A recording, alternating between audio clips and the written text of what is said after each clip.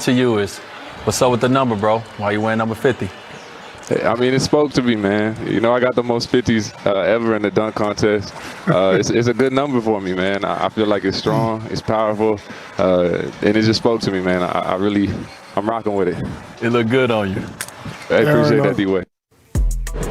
Today's opening tip, D-Wade says the number 50 looks good on Aaron Gordon. Of course, the joke there is that despite all those 50s in the dunk contest, Aaron has never won it, in part thanks to a lower score from D-Wade. Richard, as an expert troller yourself, how do you rate that exchange on both sides? I know, right? I actually respect that because, look, things happen, but D-Wade and Aaron Gordon both took it in stride. Yeah. To have fun with it.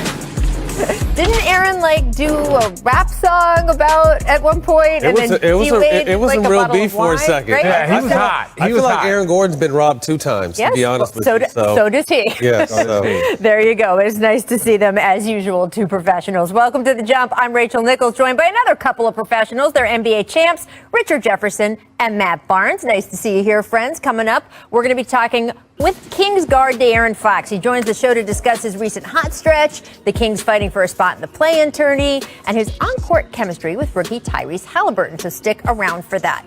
First, though, Rajon Rondo, a 2-time champ, was a major part of the Lakers' run to the title last season in the bubble, and now he's back in Los Angeles, this time as a Clipper. I sat down with Rajon to ask about how he thinks he'll fit in with his new team, what surprised him most about Kawhi Leonard so far, and just how far he thinks the Clippers can go. Take a listen.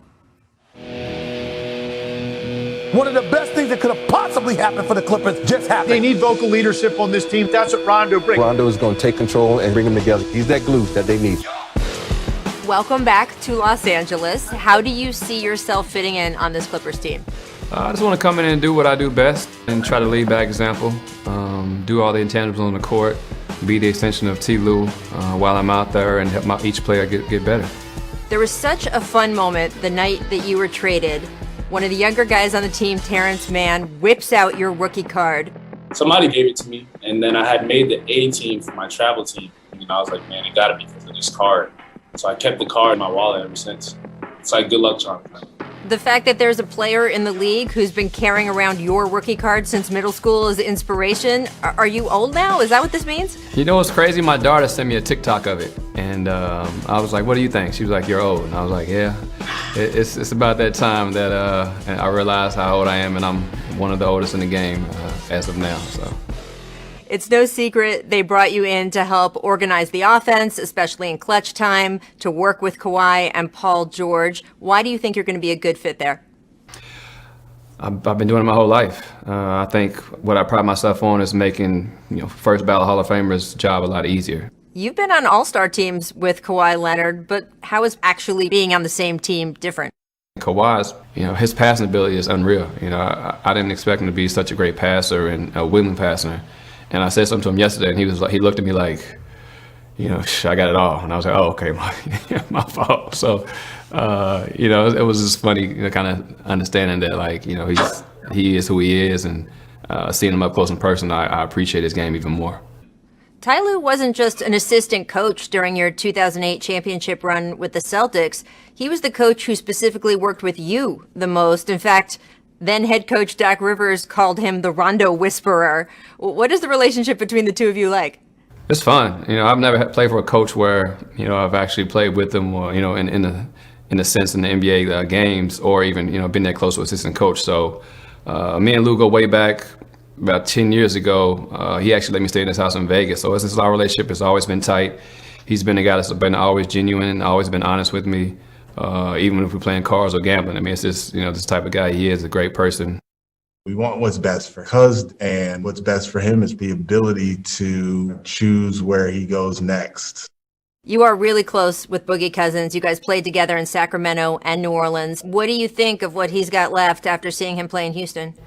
I think he has a lot left, and I know he has a lot to prove to himself, the league, and he probably wants to prove as many people as wrong as I do for him. I'm hoping for the best. He's one of my dear friends. I was in his wedding this past summer, and I wish him all the best. He's had a tough road to get back to this point where he is.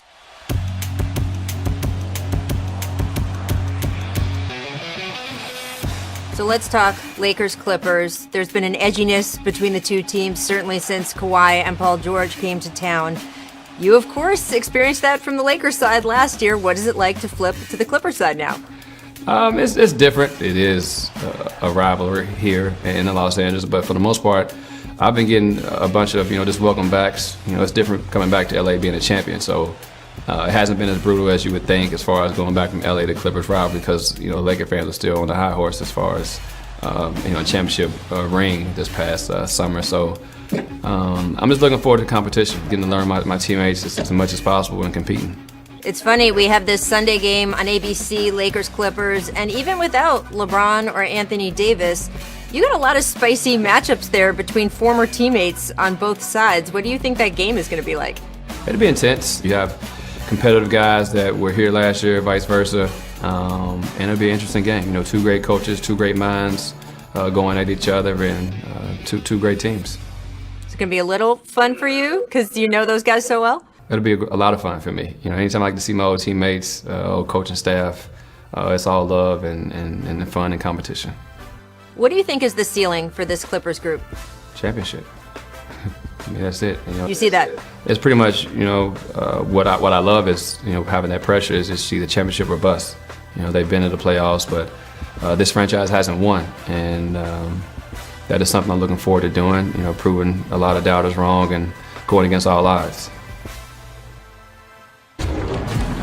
Thank you so much to Rajon for taking the time to chat. As we know, look, he's in a Lakers uniform in this graphic because that's how unusual it is to switch from one to the other. And the Lakers, of course, play the Clippers on Sunday. He is hoping to suit up for that game. And look at his numbers across the board. Up in the playoffs. Playoff Rondo is real. Now let's move on to one of his new teammates, Paul George. He returned yesterday after missing 2 games with what was listed as right foot soreness. When asked if the injury would be a long-term issue, here is what PG said. Quote, "It's a day-to-day process, but I'm doing better. We are trying to figure it out now. Honestly, we're trying to get on top of it now. Hasn't seemed to go away yet. But at this point, it is just managing the soreness and the swelling." So this was an injury that he was dealing with before. He came back into the lineup, then had more problems with it. Richard, how concerned are you about this going forward? Well, it's more about once you start getting into that really grimy part of the postseason, because with your toe, and Matt can speak on this a little bit more, it's elevation, it's takeoff. Like even when he missed that layup, last night, it was like, did he not want to plant and take off and do those things? Those little bitty hesitations can cause, all sorts of problems. And then other things, hips, backs, because you start running funny. Right? Yeah. I mean, toes are bad. I had a toe situation starting in high school, went all the way through my college and NBA career. So I have orthotics that had metal plates in them, so they just rocked. And my toe still to this day doesn't bend. So toes get bad, and the worst thing to do is jam it or when it flares up, because there's nothing you can really do about it. So, I mean, I know there's guys out there in the NBA dealing with this now. I know Shaq had a problem like this when he played. Toes are no joke. So they're really, like he said, a day-by-day process. Some days it feels good. You can stub it, and you can, set yourself back a week or two. Right. And look, this is a team that dealt with injury after injury last season that eventually had an effect on their chemistry, their cohesiveness. Are we worried about that with this group this year? I'm worried about it from this point, and this is why I'm glad they got Rondo. When you look at Kawhi's success, when he got to San Antonio, there was already a culture that was there and established. And then he went to Toronto, and there was a culture that was already established. Now he's in the Clippers, and yes, Doc Rivers had done some things, but they hadn't had that final tier. And so they looked to him to be a guy that could finish that culture, and he just wasn't there yet. And so adding Rondo, I think, is a big piece of the type of culture that you need to go and win a championship. I think the Rondo pickup was a huge pickup. Obviously, his health is most important. They're going to need him on the court, but he's someone that can definitely run that team. And I think Kawhi and Paul realize that too. I mean, he's going, like he said, he's going to make Hall of Famers' jobs easier, and that's what he's brought in for. But they really addressed their issue. And what I like with Beverly's absence is it allowed Reggie Jackson. Reggie Jackson is a really good player, and he's been playing well with the extended minutes. So I'm excited for this Clipper team. Stemming health, I think Paul's going to have to tough that toe out. It's probably not going to get, obviously, 100% coming into the season, but he's just going to have to keep toughing it out. But I love their opportunity now. I agree the sky is the limit for the Clippers this season. And you guys know, players around the league, especially when it comes to vets, you know who the real ones are. Right. Everyone knows what Rondo is. is and what he brings to the table. And by the way, he's got a ring from the two most storied franchises in the sport. So I think that even with guys on the Kawhi or PG level, everyone knows that respect that he comes with. Coming up, we're going to talk a little bit about Kevin Durant. Obviously made some comments going on direct place in the East. This is the first time since 2003. Matt, do we know anyone who was on that team? Hey, RJ used to be a high flyer, man. You guys may want to act funny with them now, but RJ helped a lot of people. Let's be honest. People acted funny with RJ back then, too. Yeah, they did. They didn't care. They don't care about me. Look at that. There Sole you go. possession, man. Proud of them guys, man. Right, but I mean, it's been that long since the Nets were in first in the East. And they've had a lot of quality players there. So, but no one who could match up to you, Richard, until now. yeah, right. Game was on full display last night. 14 points, 6 rebounds, 6 assists, 3 steals, and 2 blocks. Matt, is this fit in Denver even better than we thought it would be? Great pickup, and he has a defensive mindset now. And I think if they're able to keep him and Michael Porter together with that core on the wings, two-way threats, Denver's going to be scared for years to come. Mm-hmm. Yeah, and look, Porter only has to be an okay defender as long as Aaron Gordon takes up this type of defense. And now all of a sudden, they're like this crazy 1-2 punch on the wing that could be one of the problems. best starting lineups in the game. Yeah. And look, there's other big contenders in the West. Some of them are going strong, but some of them not so much with the injuries. All right, Miss Logic. Check out this move by Kyrie and then the smooth floater with. It is technically his offhand, but Kyrie Irving has no offhand, people. Hey, he's arguably the most skilled point guard, but maybe player we've ever seen. Okay, so Rod Strickland, who is obviously biased, it's his godfather, made that case. He said he is the most skilled player he has ever seen. I would definitely agree. Yeah, and it's a lot of it is his handle, then his ability to finish through contact, and he can Everything post up around the smaller basket. players. And you all realize, and Richkin, when you get older, you just start killing him with your mind too. He's already got it in his game, but now he's doing the little Kobe. Like you just see a lot of Kobe in Slows him. down. I love it. Yeah, the game is slowed way down. Like, there's nothing you can do with him. And that's why he's become so much more efficient. Like his efficiency numbers the last couple years have been through the roof. Yeah, year 10, man. He's learned a thing or two in that decade. The 3 hardest guys in the league to guard on the same team. And there you go. Make transition. Sixers, Cavs. Crazy. Dwight Howard, who had a monster game. Little big block.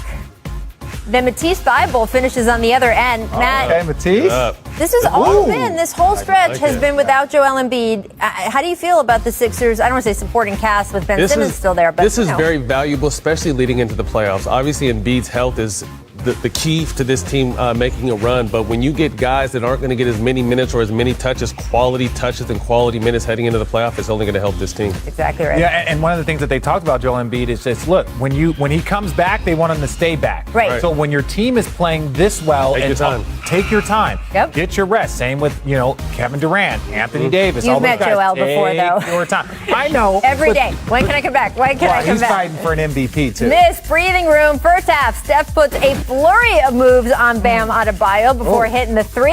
But Can't second guard half, with the game on the line here, switch over, check out Bam. Look, I swear to you, I did this game last night, and when I saw this, it literally looked like Kevin Love out there trying to chase around Bam.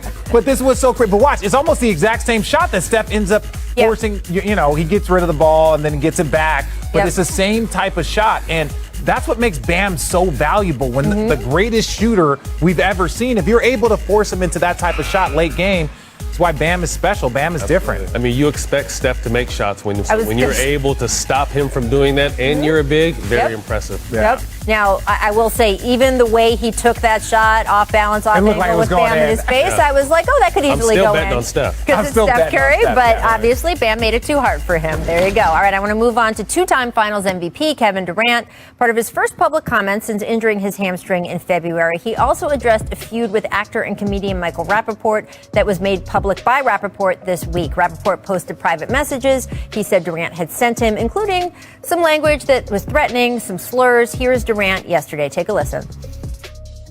What's your response to the reaction to the social media messages that were made public on social media? I'm sorry that people seen the language I use. It's not really what I want people to see and hear from me. But hopefully I can move past it and get back out on the floor. All right. In addition to that, Nets coach Steve Nash said the organization had a conversation with Durant about the language. Matt, what's your reaction? This really bothers me, and I actually had a conversation with Michael Rappaport because he's a friend, and obviously KD is a brother of mine. So to me, you don't poke a bear, and then when he reacts, expose it to the world. If this was a conversation that was had on social media, it should have stayed there.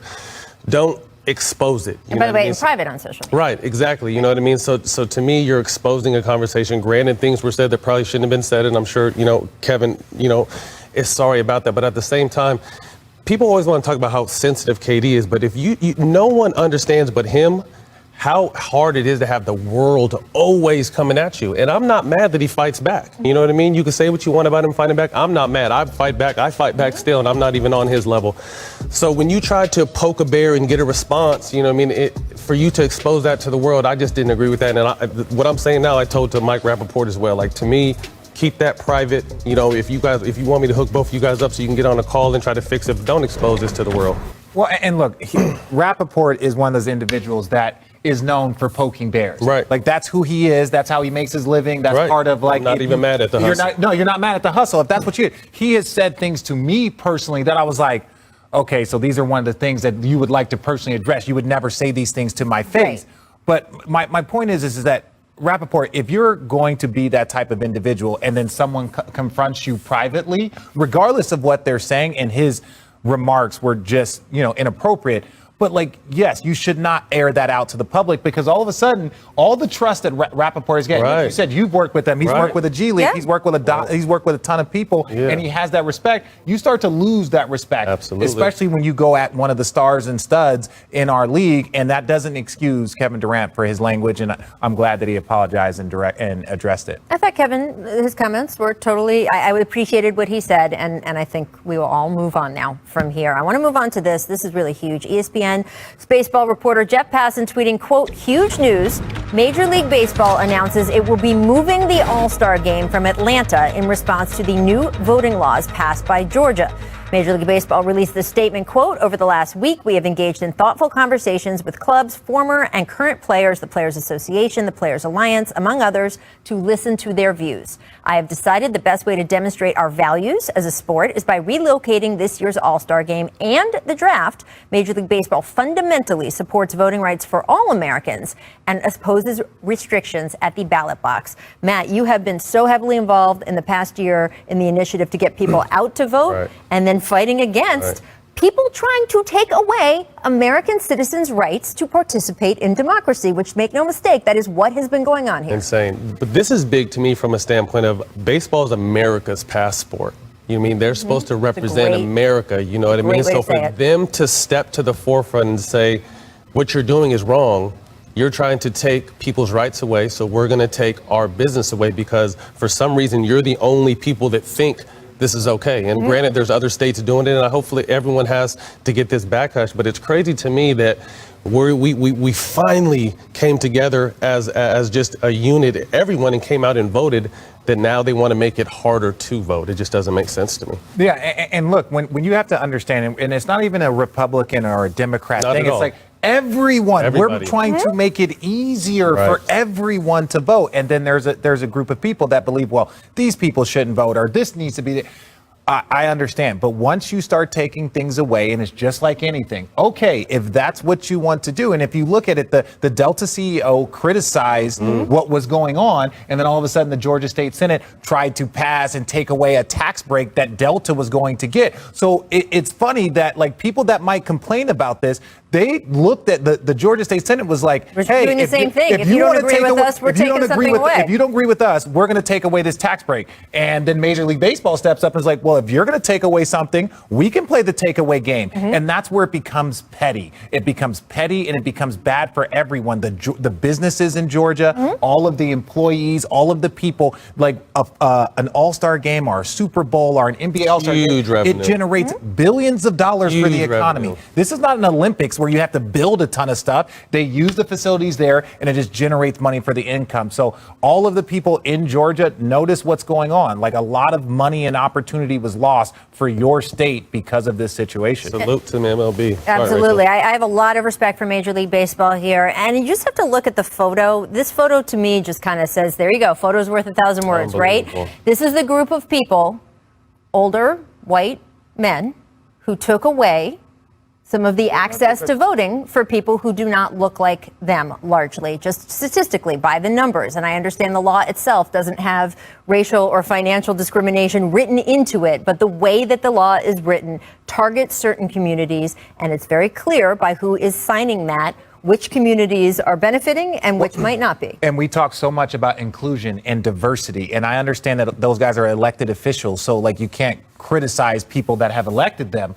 But ultimately, if you have 6 individuals of any situation that are all similar, they're not viewing things from different perspectives, different backgrounds, different experiences. And so, yes, you have those individuals that are going to pass this law, but is that a representation of the state of Georgia? No. I would think not. And one last thing, obviously they pointed out the picture too of obviously they're signing underneath the slave plantation, but the fact that that picture's still up. Like, why is that picture even up at this point? I don't know if everybody's heard about that. There's the portrait behind them. The portrait behind them. It's just saying we do what we want. Yes. And there you go. And of course, it's under the cloak of, quote, voter fraud, when the actual number of cases of voter fraud have been so tiny compared to other things that do go on in this country that we haven't regulated, whether it's gun deaths, whether it's certain other things.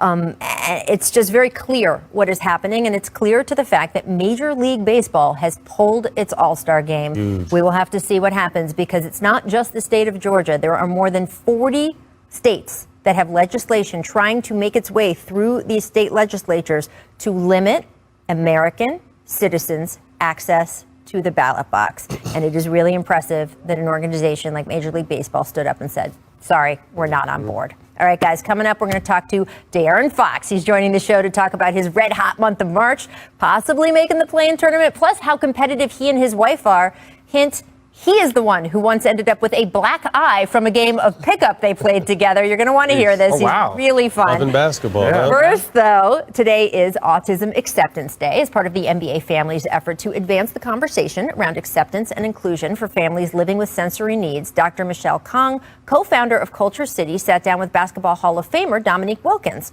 The two had a candid discussion about their personal connections to autism. Next guest is a fourth-year guard with the Kings, averaging a career high in points. Mr. De'Aaron Fox, welcome back to The Jump.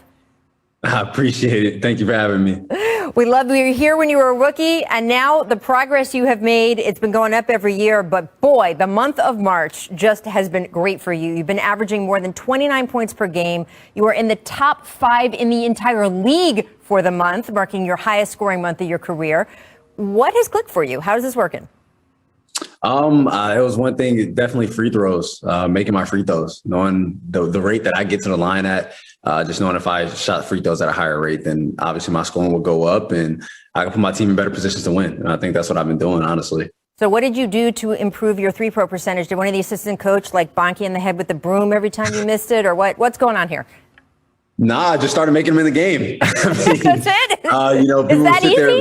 like, people sit there like, man, you need to get in the gym and this and this and that and that. And I mean, that's what we do. Like, we end practices making free throws, make a certain amount in a row. After I do that, Rico and I, then we do 2 swishes. If I end up missing one, that adds a swish at the end of the free throw. So, I mean, we did the same thing over and over and over again. And right now I'm just making them in the game. That's pretty much the only difference. All right, kids out there, you want to improve yourself at the line, 2 swishes. That's the way to mechanic yourself up. The Kings are hot overall, again, largely thanks to you, but you guys are making a push to jump into that play-in range, 7th through 10th in the West.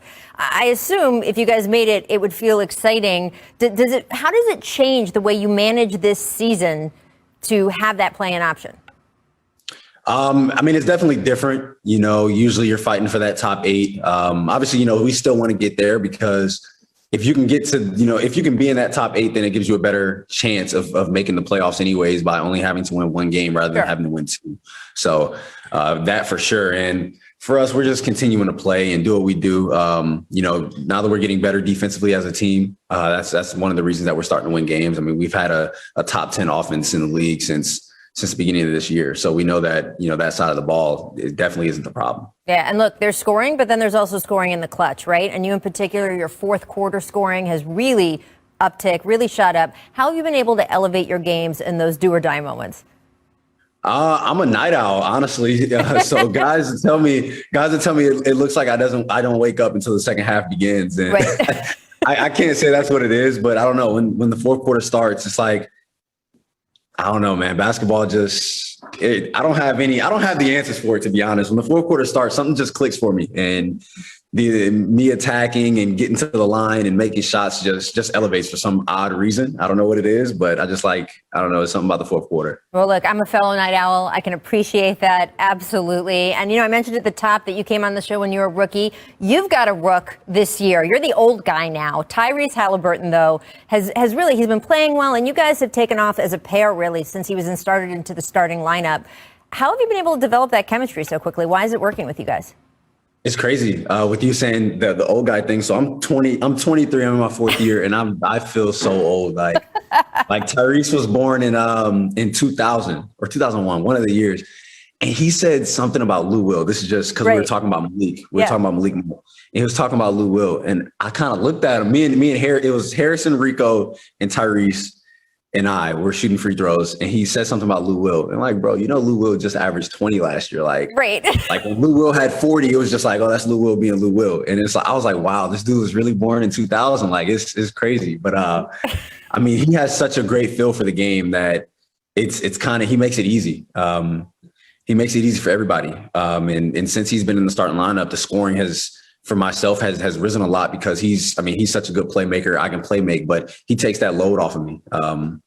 So he makes it just so much easier for all four guys that are in the starting lineup with him. And for him, man, his communication is high level. He just turned 21 years old, but it feels like he's been in the league for a few years. Yeah, we had him on the show pre-draft, and he was so impressive, just mature. Now, because you are the old guy now, you have to do a little Ricky hazing. Back in December, you and Buddy Hield, you seemed, I'm just going to call it out, you seemed to stick a turnover on Halliburton at the end of a win against the Nuggets. Please explain, was this planned? Well, what happened? That's Buddy. That's always Buddy, because a lot of the times at the end of games, like I'm like, yo, I'll take it. One, because obviously we all know it's not an actual turnover. Exactly. But for me, I'll be like, yo, I'll take the turnover. It's whatever for me. But no, Buddy will throw you the ball and then run to the opposite corner, so you can't give it back to him. Yep, Ricky hazing move. I'm just saying, we see it. We know what y'all are doing. So, but I would honestly say Hassan probably hazes him the most. He definitely messes with Tyrese the most out of anybody. If we see Tyrese on an Instagram having to fetch donuts for someone, we know. All the time. It could be the best donuts in the world. Hassan's gonna say he got them from the gas station, no matter what. I want to get back to your training over the summer. I read Ramona Shelburne's story on you. It's got great details about how your fiance, former WNBA player, Reese Caldwell, she trained you this offseason. How hard did she push you? Oh man, she gets it from her father. Her dad is an AAU guy out of San Antonio. He's basically brought up All-Americans and some of the top college players in the country. So she'll ask him for some workouts. He'll basically give her a list of things that you should do, how many shots you should make from this spot, that spot. And she put her own little twist on it. And she's been through this her whole life. So her being basically my trainer this summer, because we stayed in Sacramento. So I was with the coaches and her in the gym. And it was great, man. She pushes me. The first time we actually played each other one-on-one, she gave me a black eye. She elbowed me in my eye, and then it started getting serious. This was about almost 3 years ago. She elbowed me in my eye. Literally the first time we played one-on-one with each other. And like, it can get intense, but she just wants what's best for me when we were on the court. And the relationship survived that. So I think that really speaks to your marriage, your future marriage being strong. That probably made us stronger, honestly, because we knew how competitive we are. Like, we have a ping pong table. We have like a little basketball goal in the house. And then we have a goal that's cemented in the ground outside that we can lower, and we can like dunk on the rim. So we do a lot of things together. The epic family ping pong tournament is yet to come. She broke a paddle maybe like, I think a month or two ago. That's how competitive they get between you two? Her. Oh. I break PlayStation controllers, and she broke a ping pong paddle. Yeah. Well, because I won. Yeah. She's got to beat you. I understand. I'm married. I get it. Darren, thank you so much for joining us. You've had a fabulous month. Looking forward to continuing the rest of the season.